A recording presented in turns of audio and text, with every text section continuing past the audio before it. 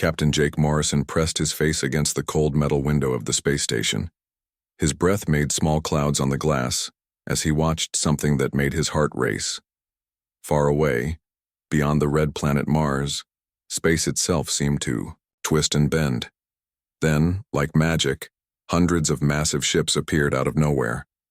The alien fleet was huge. Each ship was bigger than anything humans had ever built. They looked like floating cities made of dark metal and glowing lights. Jake had seen pictures of these ships before, but seeing them with his own eyes was different. It made him feel very small. "Captain Morrison, come to the communication room right now." The voice belonged to Admiral Lisa Carter. She was calling from Earth, and she sounded worried. Jake ran through the narrow halls of Luna 7 space station. His boots made loud sounds on the metal floor. Other crew members stopped their work to look at him. Everyone knew something big was happening. The communication room was full of people staring at screens. On the biggest screen was Admiral Carter. She looked tired and scared. Behind her, Jake could see other important people from Earth's government running around. "Captain, we are getting a message from the aliens," Admiral Carter said. "They want to talk to all of Earth." Jake watched as the screen changed. Now he could see an alien face. It was not like anything from movies. The alien had gray skin that looked like stone. Its eyes were big and black with no feeling in them. When it spoke, a computer changed its words into English. "People of Earth," the alien said in a voice that sounded like metal scraping against metal. "I am Commander Zexthal of the Galactic Empire. Your planet has been chosen to join our great empire." Jake felt his hands turn into fists. He had heard about this before. The Galactic Empire went from planet to planet, taking over everything. They said they were helping, but really they just wanted to control everyone. "You have 7 days," the alien continued. "In 7 days you will give us all your weapons, you will stop all your spaceships, you will prepare to be ruled by the Empire. If you say no, we will destroy your planet completely." The alien's face disappeared from the screen. Admiral Carter came back on. Her face was white like paper. "Captain Morrison, this is really happening. They have over 2,000 ships out there. Our best computers say each one of their ships is stronger than our entire space force." Jake looked out the window again. The alien ships were moving closer. They were surrounding Earth's solar system like a big net. No human ship could get past them now. But Jake was not scared. He had been waiting for this day for a long time.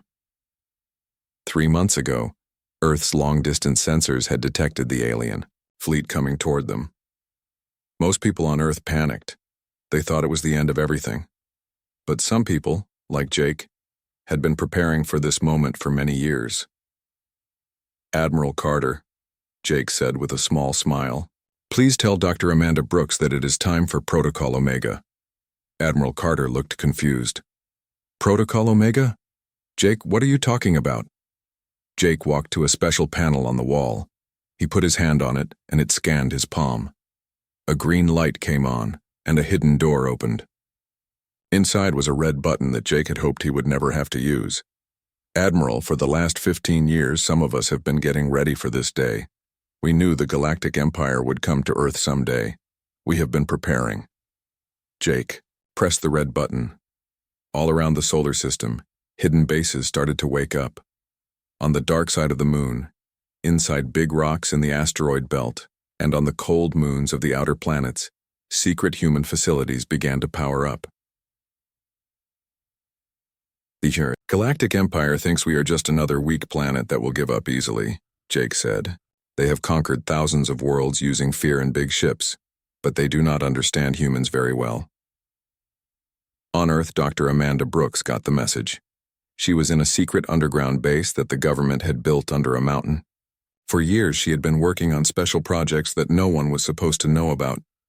Amanda smiled as she looked at her greatest creation. It looked like a normal human spaceship, but inside it was completely different. She had used technology from crashed alien ships that the government had found over the years, but she had made it better with human ideas that no alien had ever thought of. "Computer, send a message to all hidden bases," Amanda said. "Tell them the waiting is over. It is time to show the galaxy what humans can really do." Back on Luna 7, Jake watched as the alien fleet got closer to Earth. the aliens thought. They were so smart and powerful. They had no idea that humans had been watching them and learning about them for decades. Every alien ship that had ever come near Earth had been captured in secret. Every alien message that had been sent through space had been listened to by human computers. The aliens thought they were the hunters, but really they had been the ones being hunted. Admiral Carter, Jake said, please tell the President that Earth's answer to the Galactic Empire is no. We will not surrender. We will not bow down. And in 7 days, they are going to learn why you should never underestimate the human race. The alien fleet continued to move closer, completely unaware that they were flying into the biggest trap in galactic history. Commander Alex Turner floated through the secret space station hidden behind Titan, one of Saturn's biggest moons. No alien ship had ever found this place. For 15 years, humans had been building things here that would change everything. Alex's computer made a soft beep sound. A message had arrived from Earth with special codes that only a few people knew. He read the message twice to make sure he understood it correctly. After all these years, it was finally time to use what they had been building. On the main screen in front of him, Alex could see the alien fleet getting closer to Earth. The ships were so big that they blocked out stars behind them. Each alien ship carried enough weapons to destroy entire cities, but Alex was not worried. He knew something the aliens did not know. Far away on Earth, the alien leader Commander Zexthul was sending another message to the human government. His face appeared on screens all over the planet. People stopped what they were doing to listen.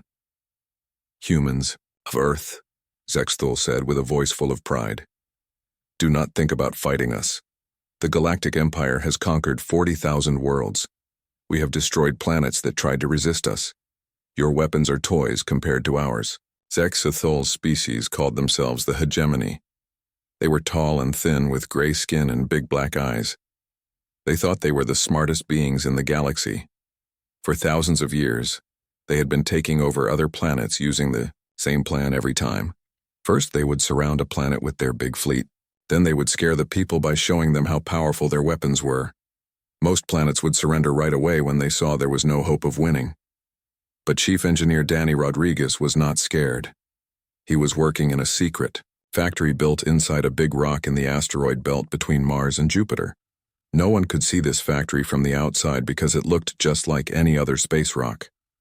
Inside the factory, hundreds of robots were building human spaceships. These ships looked old and weak on the outside, but Danny had put special technology inside them that no alien had ever seen before. Danny had spent 10 years studying crashed alien ships that the government had found. He learned how their engines worked, how their shields protected them, and how their weapons fired. But then he made everything better using human ideas. Computer, how many ships are ready? Danny asked.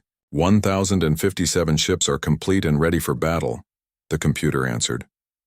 Danny smiled. The aliens thought humans only had a few dozen old spaceships.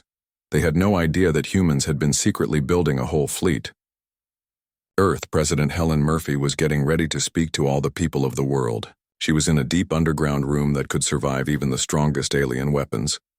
Around her were the most important leaders from every country on Earth. Madam President, said her assistant, the aliens are demanding an answer. They say, if we do not surrender in the next hour, they will start destroying our cities. President Murphy looked at the papers in front of her. These papers contained secrets that only a few dozen people on Earth knew about. For decades, humans had been preparing for this day. Tell the aliens we will give them our answer soon, President Murphy said. But first, I need to talk to our people. The president walked to a special room where cameras would send her words to every television and computer on Earth. She took a deep breath and began to speak. My fellow humans, she said, today we face the biggest challenge in human history. The Galactic Empire wants us to give up our freedom and become their slaves. They think we are weak and scared. President Murphy paused and looked directly into the camera. But they are wrong about us.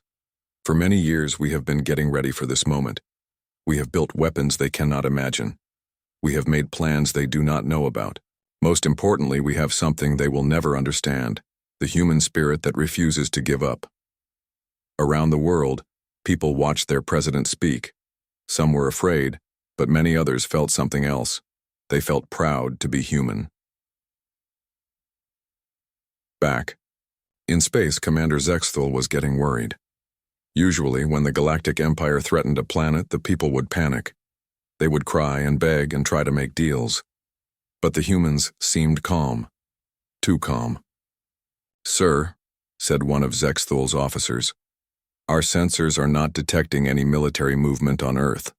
The humans are not preparing to fight, but they are also not preparing to surrender." Zexthul looked at the data on his screen. This was strange.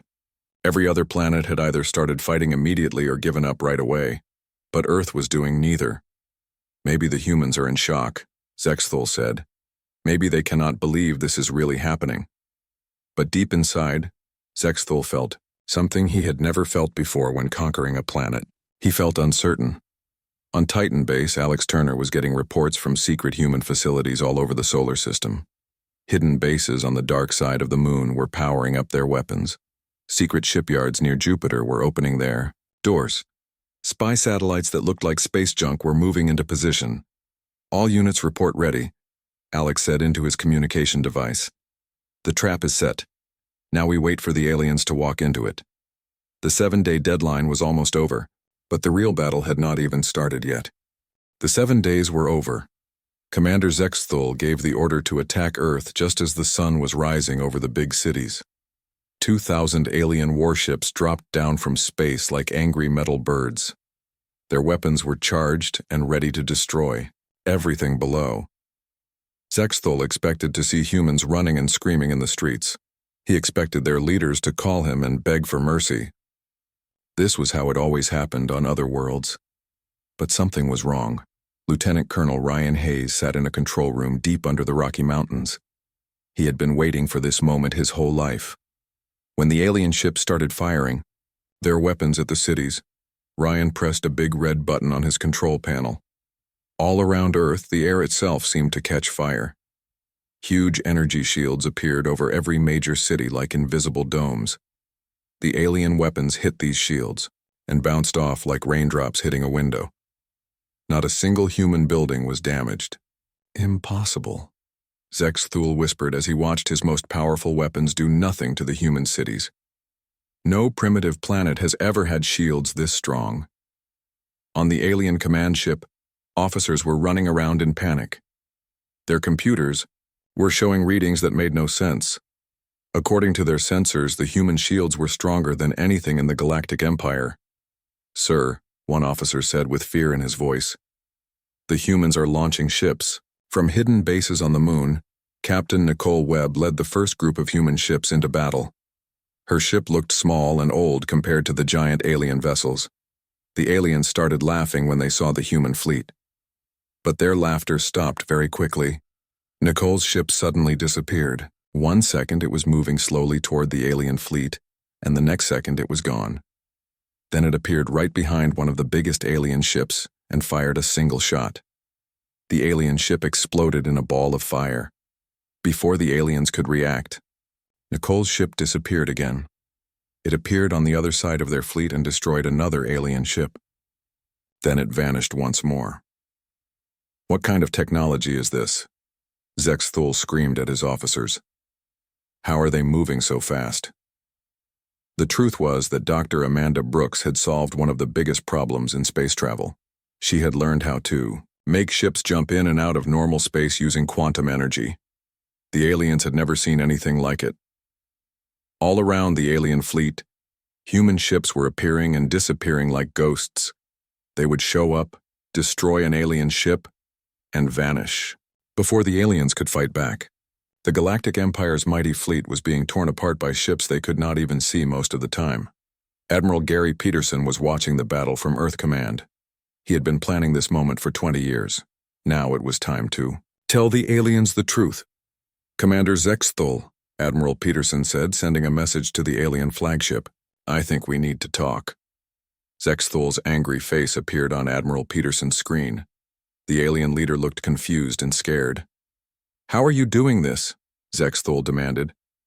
"Your technology should be thousands of years behind ours, Admiral." Peterson smiled. "You made a big mistake, Zexthul. You thought we were stupid and weak, but we have been watching you for a very long time. Admiral Peterson pressed a button, and pictures appeared on the screen. They showed alien ships that had crashed on Earth over the past 50 years. They showed alien robots that humans had captured. They showed secret alien messages that humans had been reading. Every time you sent a scout ship to watch us, we caught it, Admiral Peterson said. Every time you sent a probe to study our planet, we captured it. Every secret message your empire sent through space, we listened to it. Zexathul's black eyes grew even bigger. That is impossible. Our technology is too advanced for primitives, like you, to understand. You are right, Admiral Peterson said. Your technology is very advanced, but you forgot something important. Humans are very good at learning. We took your crashed ships apart piece by piece. We studied every part. We learned how everything worked. Admiral Peterson paused and looked directly at the alien commander. But we did not just copy your technology. We made it better. We added human ideas that your empire never thought of. Now our ships are faster than yours. Our shields are stronger than yours. Our weapons hit harder than yours. Around Earth, the battle was turning into a disaster for the Galactic Empire. They had lost over 300 ships and had not destroyed a single human vessel. Their mighty fleet was being embarrassed by a planet they thought would surrender without a fight. You want to know the best part? Admiral Peterson continued. We know all about your empire. We know about your other fleets. We know about your secret weapons. We know about the problems you are having with rebels on your conquered worlds. Zexathul felt something cold in his stomach. The humans knew too much. This was not supposed to happen. While you were getting ready to conquer us, Admiral Peterson said, we were getting ready to free the galaxy from you. The age of the Galactic Empire is about to end. In space, more human ships kept appearing from hidden bases. The aliens realized they were not fighting a weak planet anymore. They were fighting an enemy that had been preparing for war for decades. Commander Zexathul was desperate. His mighty fleet was being destroyed by ships that appeared and disappeared like magic. He had already lost half of his vessels, and the humans had not lost a single ship. This had never happened before in the Yao history of the Galactic Empire. Send a message to the homeworlds, Zexathul ordered his communication officer. Tell them to send the Planet Cracker immediately. The Planet Cracker was the most feared weapon in the galaxy. It was a ship so big that it took up space like a small moon. Inside it was a weapon that could break apart entire planets with one shot. The Galactic Empire only used it when they wanted to make an example of a world that refused to surrender. 3 hours later, space twisted and bent near Earth's moon. The Planet Cracker appeared like a giant metal mountain floating in the darkness. It was black and covered with thousands of weapon ports. Just looking at it made people feel afraid. On Earth, people watched their televisions as the news showed pictures of the massive alien weapon. Some people started to panic. Even the human leaders felt worried when they saw how big it was. But engineer Karen Phillips was not afraid. She was sitting in a secret control room built inside the Earth's moon. For 10 years, she had been working on humanity's biggest secret weapon. Today was the day she would finally get to use it. All stations report ready, Karen said into her microphone. The lunar cannon is charged and ready to fire. The lunar cannon was hidden so well that even the aliens flying around the moon could not see it. It looked like just another crater on the moon's surface. But underneath that crater was the most powerful weapon humans had ever built. Karen had designed the weapon using alien technology, but she had made it much more powerful using human engineering. The cannon could fire a beam of energy that was hotter than the center of a star. The Planet Cracker moved into position above Earth. Its massive weapon began to charge up with a sound like thunder. The alien crew was getting ready to destroy the human homeworld. Fire the lunar cannon, Karen said calmly. A beam of pure white energy shot out from the moon. It was so bright that people on Earth could see it even during the day. The beam hit the Planet Cracker right in the center. For a moment, nothing happened. Then the giant alien ship began to crack like a broken egg. Pieces of metal flew off in all directions. The Planet Cracker broke apart completely and exploded in a ball of fire that lit up half the solar system. On the alien command ship, officers fell to the floor in shock. The planet Cracker had never been destroyed by any weapon. It was supposed to be impossible to kill. The humans destroyed our planet Cracker with one shot, an alien officer whispered. How is this possible? Captain Steve Johnson was listening to all the alien radio messages from his station on Earth. He was an expert at understanding alien languages. What he heard made him smile. Admiral Peterson, Captain Johnson said over the radio, you should hear what the aliens are saying to each other. They are calling us the impossible species. They have never seen anything like this before. All around the alien fleet, panic was spreading. The aliens had been taught that they were the strongest species in the galaxy. They had conquered thousands of worlds without ever losing a major battle. But now they were being beaten by a planet they thought was weak and primitive. Dr. Amanda Brooks appeared on screens throughout the alien fleet. She wanted to tell them something that would shock them even more. Attention, Galactic Empire, Dr. Brooks said. We know you are confused about how we are winning this battle. Let me explain something to you. Dr. Brooks pressed a button, and images appeared on the screens. They showed human listening posts scattered throughout the galaxy. They showed human spy satellites disguised as space rocks. They showed human agents living secretly on alien worlds. For 50 years, we have been watching your empire, Dr. Brooks continued. We have been listening to your messages. We have been learning about your plans. We know about your secret weapons. We know about the rebellions on your conquered worlds. We know about the civil wars in your government. The alien officers looked at each other with fear. The humans seemed to know everything about their empire.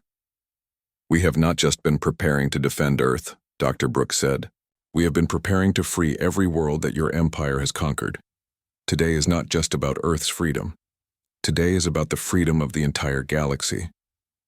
As if to prove her point, human ships began appearing all around the solar system. They came from hidden bases that the aliens had never found. There were thousands of them, all equipped with the new technology that made them superior to alien vessels. Commander Betty Lopez led a group of human ships toward the alien supply vessels. These ships carried food, fuel, and ammunition for the alien fleet. Without them, the aliens could not continue fighting. Betty's ships moved like a school of fish, appearing and disappearing around the alien supply convoy. Within minutes, every alien supply ship was destroyed. The main alien fleet was now trapped in Earth's solar system with no way to get more supplies. Commander Zexathul, Admiral Peterson said, your fleet is cut off from help. Your most powerful weapon is destroyed. Your supply ships are gone. I think it is time for you to surrender. But Zexathul was too proud to give up. He ordered his remaining ships to attack Earth cities directly. Maybe he could not win the battle, but he could still hurt the humans. That was his biggest mistake. 6 months had passed since the great battle at Earth. The news of humanity's victory had spread across the entire galaxy like wildfire. On thousands of worlds that had been conquered by the Galactic Empire, people were rising up against their alien rulers. Ambassador Tony Martinez walked into the Great Hall of the Galactic Council. This was the place where the most important decisions in the galaxy were made. For thousands of years, only the Galactic Empire had been allowed to speak here. But today was different. Tony was not just representing Earth. He was speaking for the Free Worlds Alliance, a group of planets that had joined together to fight against the Empire. In just 6 months, over 200 worlds had joined the alliance.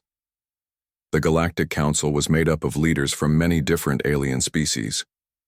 Most of them had been afraid to speak against the Empire before, but now they were listening carefully to what the human ambassador had to say. Members of the Council, Tony began, the age of fear is over. The Galactic Empire told us that conquest was the only way to bring order to the galaxy. They were wrong. Tony pressed a button, and images appeared on the big screens around the hall. They showed human ships helping alien worlds that had been attacked by space pirates. They showed human doctors treating sick aliens on distant planets. They showed human engineers building new cities for species that had lost their homes. Humanity offers a different path, Tony continued. Instead of conquest, we offer cooperation.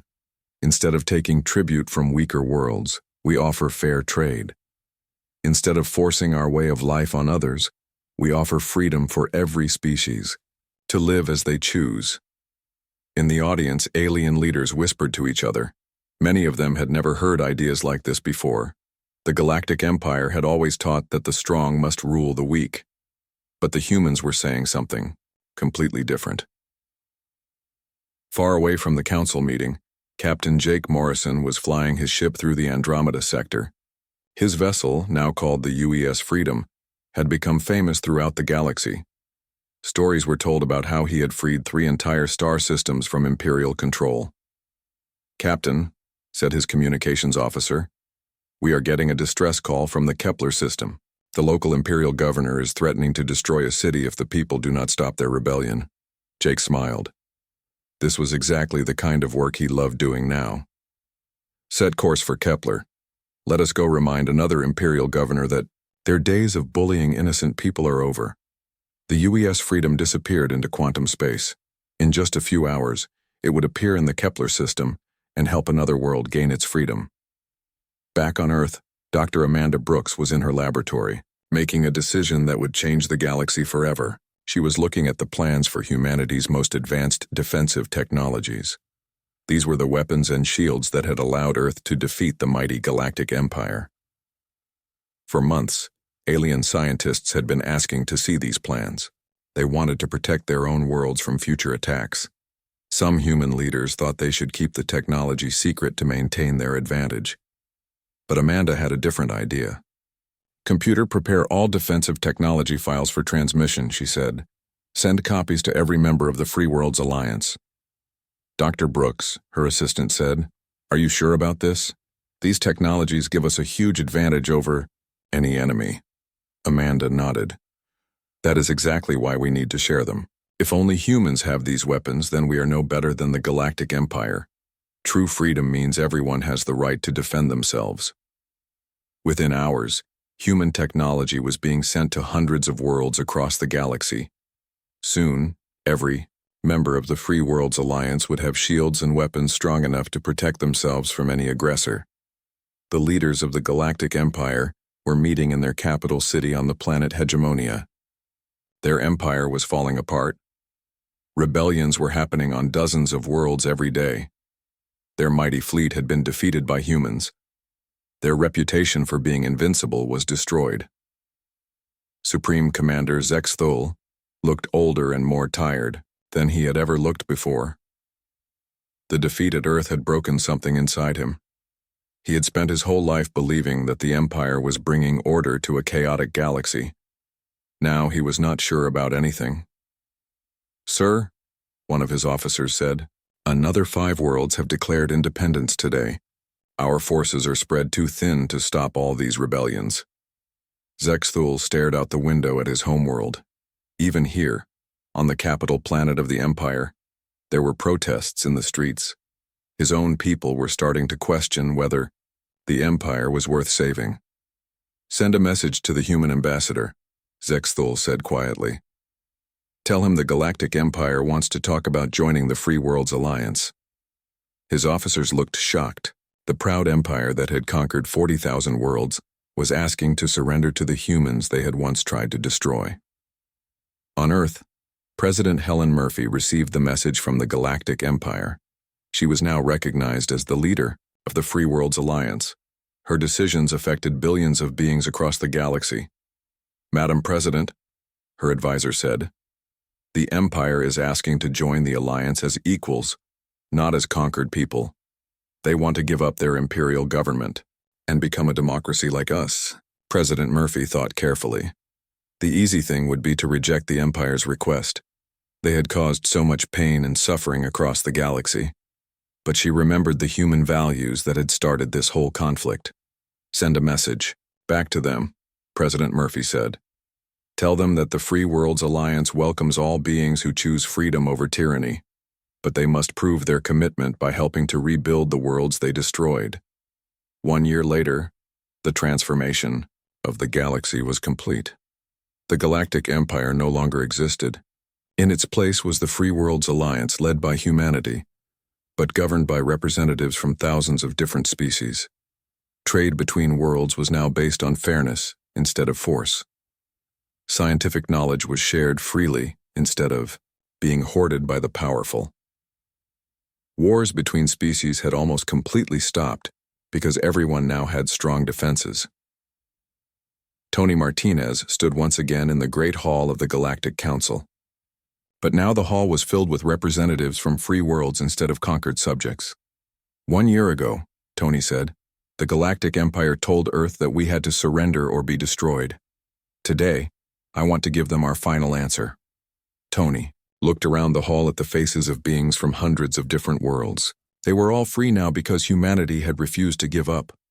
Earth's answer to the Galactic Empire was no, Tony said with pride. We said no to tyranny. We said no to conquest. We said no to the idea that might makes right.